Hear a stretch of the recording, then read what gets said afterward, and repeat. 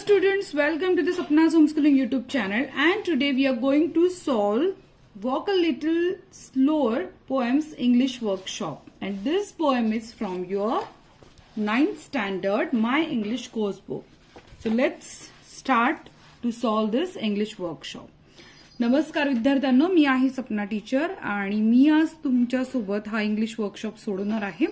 तर या अगोदर आपण वॉर्मिंग अपचा व्हिडिओ केला होता, त्यानंतर वॉक लिटिल स्लोअर ही पोएम मी तुम्हाला शिकवली होती, त्यासोबत मार्जिन क्वेश्चन्स सोडवले होते.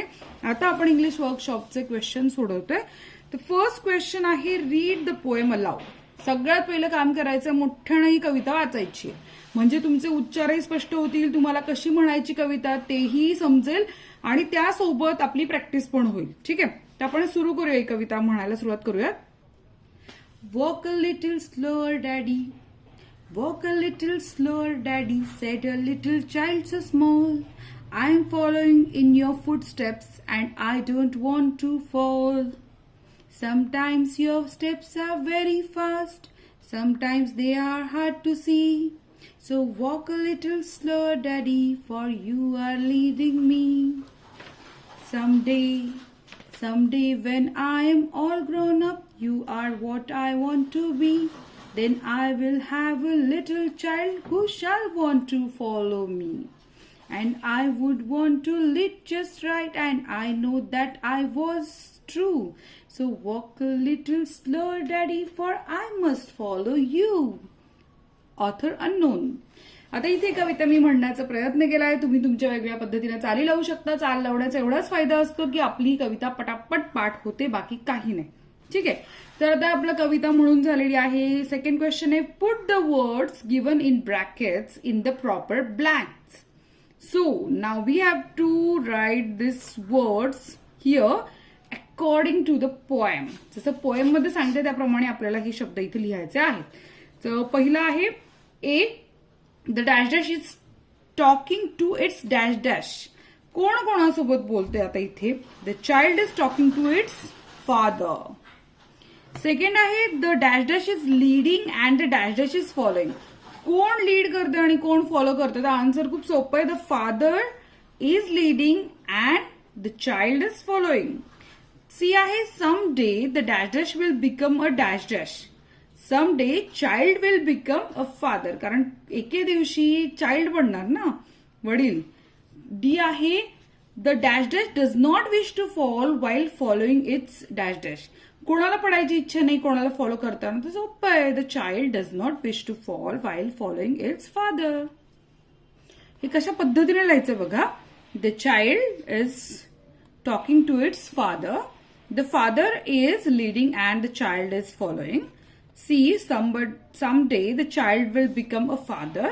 D, the child doesn't wish to fall while following its father. Okay, आपल्याला सगळी उत्तर मिळाली. तर अंडरलाईन करायचं उत्तरांना, म्हणजे कळतं की आपण काय उत्तर लिहिलंय. सेकंड आहे, find and write pairs of rhyming words from the poem. Words that appear at the end of the line. Rhyming words आपण अगदी 7वी 8वी सगळीकडे शिकलोय, खूप सोपं गेलं असेल तुमच्यासाठी, पण तरी पण मी सांगते ज्यांना नाही समजत आहे, आपण लाईनच्या शेवटचा शब्द पकडायचे, सगळे शब्द पकडायचे आणि त्याच्यानंतर मग कोणते शब्द यमक जुळतात, कोणाचे उच्चार सारखे आहेत, कोणाचे स्पेलिंग सारखे आहेत बघायचं आणि त्याप्रमाणे रायमिंग वर्ड शोधायचे. आहे की नाही सोपं? जसं की आता बघा इथे सी आणि मी आणि रायमिंग पेअर किंवा स्मॉल आणि फॉल. तर स्मॉल आणि फॉल ऑल शब्द ऐकू येतोय ना, तर हे रायमिंग वर्ड्स आहेत. आपण आता हे पटापट लिहून घेऊया. हे बघा, फर्स्ट स्मॉल फॉल, सी मी, बी मी सुद्धा ही पण एक पेअर आहे, आणि ट्रू आणि यू. आता स्पेलिंग सारखं नाहीये, पण ट्रू आणि यू, तर यू आलाय ना म्हणून ह्याचं रायमिंग पेअर होते ही. तर या 4ही पेअर्स लिहून घ्या. तर आपला थर्ड क्वेश्चन आहे, the meanings of the words in the following pairs show that they are related. आता ह्या पेअर काय सांगतात? जसं डॅडी, फादर, चाइल्ड यांचा काय संबंध आहे? बाप आणि लेक आहे. फॉलो अँड लीड, कुणीतरी कोणाला तरी फॉलो करतं, कुणीतरी पुढे लीड घेतं, कुणीतरी नेतृत्व करतं. ह्या जोड्यात हे रिलेशन दाखवतात, सहसंबंध दाखवतात. कारण हे फक्त एका बाजूने नाही ना, पण दोन्ही बाजूनी दोघांचा एकमेकांशी परस्पर संबंध आहे. Find 5 more pairs of related word. आता टीचर सोबत कोण येणार, डॉक्टर सोबत कोण येणार, गिव्ह सोबत कोण येणार आणि म्हणाले लिहायचं. तर आपण आता पटापट लिहून काढूया. हे बघा, teacher student, doctor patient, give take, owner servant आणि कम आणि गो. तर ह्या पेअर लिहून घ्या. क्वेश्चन नंबर 4 आहे, the child in the poem request his father to walk slower. या कवितेमध्ये वडिलांना मुलगा म्हणतो हळू चाला. Here the poet implies that the child wants to understand his father's actions better. म्हणजे वडिलांच्या सगळ्या कृती विचार त्या मुलाला समजून घ्यायचंय म्हणून तो म्हणतो हळू चाला. The child would like to act the same way but wants the father to be more understanding towards the child's needs. म्हणजे मुलाच्या ज्या गरजा आहेत त्याच्याकडे वडिलांनी लक्ष द्यावं आणि आणखीन त्या मुलाला वडिलांच्या कृती कळाव्या. इथे हा हेतू आहे. What it's implied in the following lines. तर आता याच्यामध्ये काय अर्थ दिलेला आहे, म्हणजे हा जो what is implied in the following lines, sometimes your steps are fast, sometimes your steps are hard to see, I would want to lead just right and know that I was true. आता या ओळींना काय म्हणायचं, ओळींचा अर्थ काय होतो तो आपण इथे लिहिलाय. Sometimes your steps are fast म्हणजे sometimes the father's actions are too quick for the child to follow them properly. म्हणजे मुलाला वडिलांचं अनुकरण करण्यासाठी त्यांच्या कृती फार पटापट आहेत, घाईच्या आहेत. Sometimes your steps are hard to see म्हणजे तुझ्या स्टेप्स मला दिसेनाशाच होतात. म्हणजे काय की sometimes the actions of the father are so difficult that the child can not understand, observe and act accordingly. म्हणजे काही कृती त्या मुलाला कळतच नाही की कशा प्रकारे त्या कृतींचं अनुकरण करायचंय. See, I would want to lead just right. मला तुमच्याप्रमाणेच नेतृत्व करायचंय. The child who is grown up now wants to guide his child correctly in the journey of his life. ज्या प्रकारे वडिलांचं मार्गदर्शन ह्याला आपल्या आयुष्यामध्ये मिळतंय तसंच माझ्या भविष्यातल्या मुलाला पण मार्गदर्शन देण्याची त्याची इच्छा आहे. D, and know that I was true. Okay, म्हणजे मी बरोबर आहे. The grown up child is confident about his opinions. तर मुलगा जो विचार करतोय ना की वडील मला तुम्हाला फॉलो करायचं आणि तुमच्याप्रमाणे वागायचंय, तुमच्या कृती समजून घ्यायच्यात, तुम्ही जरा शांतपणे करा, मला समजून सांगा, माझ्याकडे लक्ष द्या, या सगळ्या गोष्टी ज्या त्याला वाटतात ना ते बरोबर आहे. Judgments and actions in his life. He was correct and sincere. He was correct and sincere throughout his life like his father. जसं त्याचे वडील सिन्सिअर आहेत, विचारी आहेत, तसाच त्याला व्हायचं त्याच्या आयुष्यामध्ये. 5. Using your own ideas, frame 3 sentences that show continuous action. आता आपल्याला क्वेश्चन नंबर 5 आहे की आपण काय करायचं, आपल्या स्वतःच्या विचार लावायचे, डोकं लावायचे आणि 3 सेंटेन्सेस ज्या कंटिन्यू ऍक्शन दाखवतात, सलग कृती दाखवतात. जसं की you are leading me, you are leading me continuous action आहे ना. आपण आता पुढच्या ऍप करूया. He is singing a song, तो गाणं गातो, ही कंटिन्युअस कृती आहे ना. शी इज स्टडिंग हार्ड, ती अभ्यास करते, कंटिन्यू कृती आहे.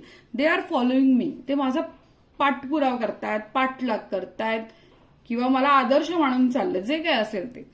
तर हे कंटिन्यू कृती, जेव्हा आपल्याला एखादी कृती सतत चालू आहे दाखवायचं असतं ना, तेव्हा आपल्याला हे स्ट्रक्चर वापरायचं असतं. Subject plus helping verb plus verb ing plus object, असं त्याचं सूत्र आहे. फ्रेम येते म्हणजे तुम्हाला सब्जेक्ट घ्यायचा आहे, हेल्पिंग वर्ब घ्यायचं आहे. याने कळतं की ही जी कृती चाललेली ती सलग चाललेली आहे. Question number 6. Using your on ideas frame at least 3 sentences that show future action और स्टेट. म्हणजे आपण काय करायचंय, ऍटलीस्ट 3 सेंटेन्सेस तयार करायचे, याच्यामध्ये भविष्यातल्या कृती दिसतील आपल्याला. जसं एक्झाम्पल बघा, हु शाल किंवा who will want to follow me when I am all grown up. त्याच्यामध्ये कळतं की अरे okay, who shall follow me किंवा हु विल फॉलो मी आणि when I am growing up, यात कळतं की भविष्यातल्या कृतींबद्दल बोलतो. तसं आपल्याला 3 वाक्य तयार करायचे. हु विल मॅरी मी, कोण माझ्याशी लग्न करेल. When you will come to my house, तू कधी येशील माझ्या घरी. 3rd, Ramesh will cook for us, Ramesh आपल्यासाठी जेवण करेल ना कदाचित.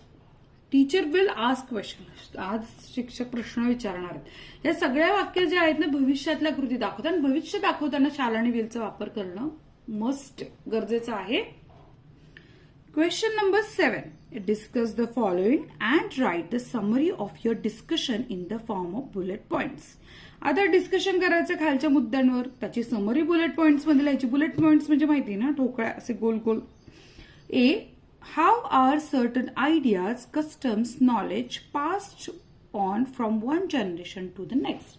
एका पिढीकडून दुसऱ्या पिढीकडे कशा प्रकारे आपला विचार, कल्पना, संकल्पना ह्या पुढे पास केल्या. जसं आपण ना लिगसी, आमच्या फॅमिलीचे आमचे विचार आहेत, आमचे कल्पना आहेत, ते एका फॅमिलीकडनं दुसऱ्या जनरेशनला, एका पिढीकडनं दुसऱ्या पिढीकडे कशा प्रकारे हस्तांतरित होतात किंवा कशा प्रकारे त्या पास ऑन केल्या जातात. चला आपण उत्तर लिहूयात. बुलेट पॉइंट सांगितले त्यामुळे नंबर नाही द्यायचा, आपण असे ठोकळे काढायचे गोल. प्रिझर्व्ड bye forefathers and passed on to new generations.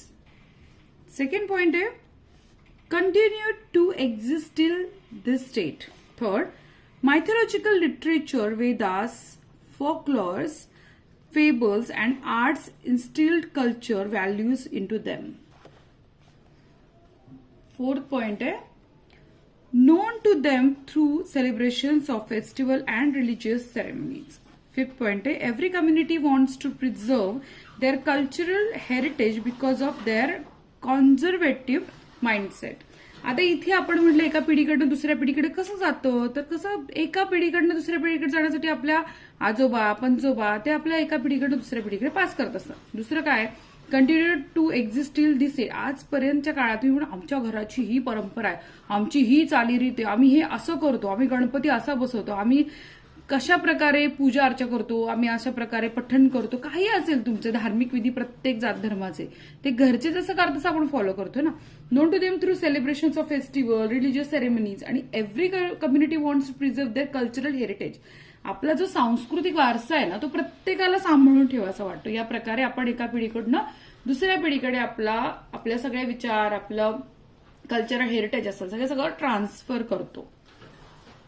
B, is it necessary for children to follow the footsteps of their forefathers?